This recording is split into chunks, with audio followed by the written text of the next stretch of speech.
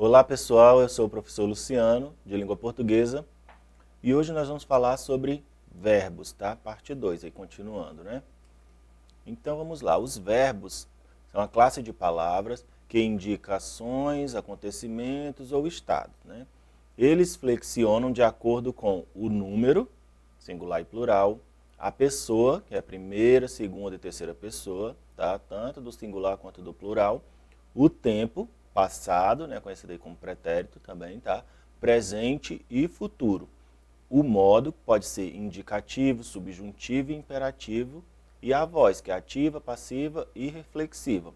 Então o verbo é aquela classe que ela vai mudando a sua forma original, de acordo com a fala, né? De acordo com a necessidade, tá bom? Então ele nasce de um jeito, né? E de acordo com a necessidade, ele modifica ali a sua forma, tá? Vai mudando ali o seu jeito que ele foi construído e vai modificando ali de acordo com a necessidade, tá certo? Dentro aí dessa ordem que a gente apresentou para vocês, tá bom?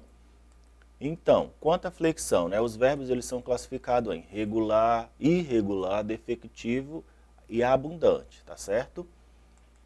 Os verbos regulares, os chamados verbos regulares, são aqueles que se flexionam segundo o modelo que apresenta o tipo comum de conjugação, isto é, o paradigma. Temos como exemplo os verbos cantar, vender e partir, como paradigmas da primeira, segunda e terceira conjugação, respectivamente, tá? Eles são verbos regulares porque o radical de cada um deles se mantém em todas as formas do paradigma, além de suas terminações seguirem o modelo da conjugação a que pertence. Então, os verbos regulares são aqueles verbos que o radical dele não vai modificar, né, de uma forma drástica. Né? Eles vão seguir aquele modelozinho, aquela ordem. Né? Por exemplo, o verbo ele é formado por 3 elementos. Né? O radical, que é esse elemento aí que não modifica nos verbos regulares, né? E o radical é a base, ou seja, nele está expresso o significado do verbo. Exemplo, o verbo cantar, né? O radical dele é cante, até a letra T. Tá? O verbo vender, até a letra D, vende. E o verbo partir, parte, tá certo? Então, esse radical aí, de acordo com a conjugação, ele não vai ser modificado, tá certo? Aí nós temos também um elemento aí que forma o verbo, né, que é a vogal temática. A vogal temática se une ao radical para receber as desinências e assim conjugar os verbos. O resultado dessa união chama-se tema. Né? Então a vogal temática ela vai se juntar com o radical e ela vai receber as terminações ali de acordo com a conjugação. Né?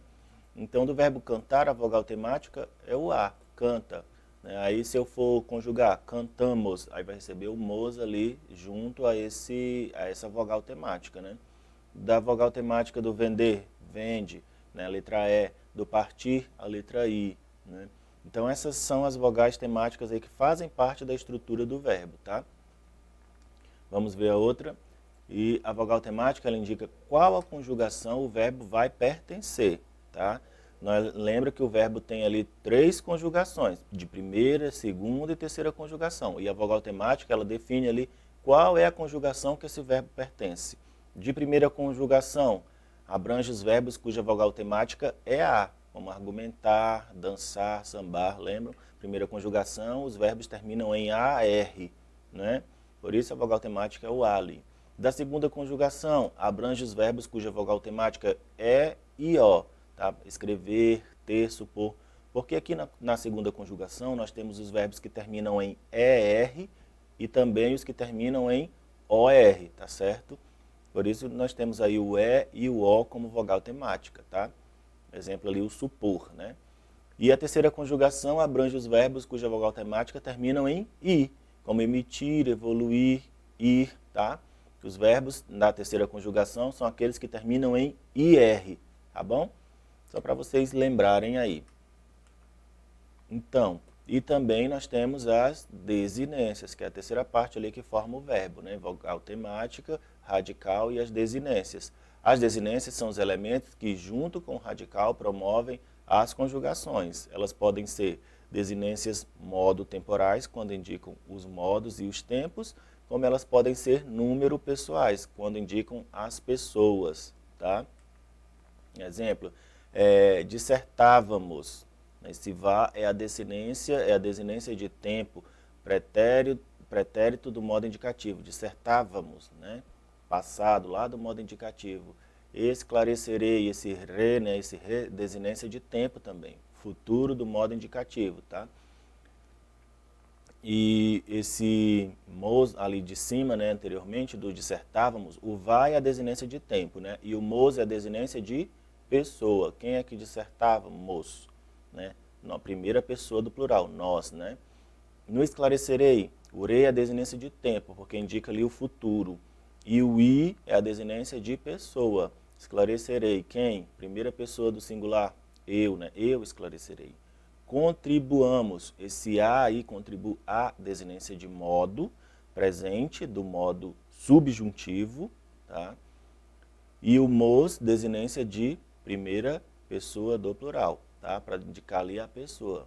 Contribuamos, certo? Nós contribuamos, tá bom? E esse a é ali do modo, lembra? O modo indicativo, subjuntivo, tá? Então, são os modos do verbo. Essa letrinha aí também pode, essa desinência também pode indicar ali o modo, tá bom? Verbos irregulares aí dentro, né? Os verbos irregulares são aqueles que, em algumas formas, apresentam modificações no radical ou na flexão, afastando-se assim do modelo da conjugação a que pertencem, né? Ou seja, eles nascem de um jeito e de repente o seu radical ali, né, modifica totalmente. Vamos ver aqui. Como já se disse, os verbos irregulares se afastam do paradigma, apresentando alterações ou no radical ou na flexão. Vamos ver, variação no radical em comparação com o infinitivo. Infinitivo é a forma original dele, ouvir, né? Está no infinitivo. Terceira conjugação ali, terminada em IR. Aí, quando eu conjugo esse verbo, já fica ouço. Mudou ali, né, totalmente do radical inicial, né? Ouço. Do verbo dizer, digo. Do verbo perder, perco. Do verbo caber, caibo. Então, vejam que eles mudam ali o radical dele, né? O paradigma se quebra naquele momento, né? Variação também pode acontecer na flexão, né? Estou, estás, né? Já modificou ali a forma, tá certo? Por isso são irregulares. Cunha e Sintra nos apresentam uma descrição mais detida, por exemplo, da primeira pessoa do presente do indicativo dos verbos dar e medir. Vejamos mais uma vez essas observações aqui, ó. A forma dou não recebe a desinência normal o da referida pessoa, né? A forma meço apresenta o radical MEC cedilha, né? Distinto do radical med, que aparece no infinitivo, né? Do verbo é medir, né? Já mudou ali a forma dele, está dizendo, tá? E em outras formas do verbo, como medir, né? Aí já muda, medes, medir, medira, tá? Então, sempre o radical ali, a forma, as desinências também estão sendo mudadas. Por isso que é considerado aí verbos irregulares, tá? No entanto, se examinarmos o pretérito imperfeito do indicativo dos verbos em questão, como nos orientam os referidos autores, observaremos que as formas dava, davas, dava, essas formas aí, elas se enquadram dentro do paradigma, né, dos verbos regulares da primeira conjugação. Porém, comparando com outro modo, né, com o modo que nós estamos estudando, já é diferente, né? Ela já vai mudar, por isso é irregular, tá? Por isso a gente considera como irregular, tá? Media, medias, olha aí, ó, medíamos, o med continua ali, né, como radical, né? Porém, se for em outro modo de conjugação, já não vai mudar, tá? Aí continua sendo irregular, tá? Conclui-se que no verbo irregular, eles podem ocorrer determinadas formas perfeitamente regulares também, tá? Então, eles podem, aqui nesse caso, ter conjugações que eles continuam com o mesmo radical, porém, tem conjugações que eles mudam os radicais, tá? Então, eles podem apresentar características de verbos irregulares, porém, nós vamos considerá-los como irregulares, porque eles não mantêm, em todos os modos, o seu radical, né? E os verbos irregulares tendem a seguir o modelo padrão, mas com algumas conjugações que se afastam desse modelo. São casos em que o radical pode ser alterado eventualmente durante uma ou outra conjugação, como a gente vinha falando ali, né? Exemplo, dar, o caber, o ouvir, né? São exemplos disso, tá? Então, nos verbos irregulares, o radical ele é alterado, tá? Ele muda ali a sua forma. Quando as alterações são profundas, eles são chamados de verbos anômalos, tá? É o caso do verbo ser e vir, né? Verbos anômalos são aqueles que vão mudar totalmente ali a sua forma, o seu jeito. São os considerados mesmo, por natureza, irregulares, né? Quando conjugados, os verbos anômalos não seguem o mesmo padrão dos verbos irregulares, aquele radical certinho ali, assim como os irregulares, né? No entanto, enquanto os verbos irregulares seguem algumas tendências próprias na conjugação, os anômalos variam tanto que não é possível enquadrá-los em outra categoria, tá? Por isso, anômalos. O radical é constantemente alterado, ou seja, a base, né, dele ali, que origina a palavra, é modificada totalmente, né? Vamos ver aqui, os verbos anômalos sofrem profunda alteração em si radical, quando são flexionados. Por exemplo, aí o verbo ir e ser, né? Eles são anômalos por excelência, uma vez que não possuem um único radical, tá certo? Olha aqui, ó, o verbo ir, né? Já é ir, aí quando eu digo vou no presente, já é vou, vais, vai, vamos, ides e vão. Vejam que o verbo ir ali, inicialmente, a forma como ele nasceu, mudou totalmente. Não tem um radical fixo como os outros, né? Tá certo? Por isso, considerado aí anômalo por excelência, tá? Conjugação verbal para fixar melhor, tá? Então, o verbo, essa classe de palavra, tá? Ela tem uma característica, né? Vamos ver essa característica dessa classe. Olha aí, elas têm as conjugações, né? Que é a primeira, segunda e terceira conjugação. A primeira termina em AR, a segunda em ER e também em OR, tá? E a terceira conjugação em IR, tá bom? Importante não é apenas identificar a conjugação, né? É necessário também sabermos o quê? Como se conjugam esses verbos, né? Para os regulares, basta identificar quem? O radical, né?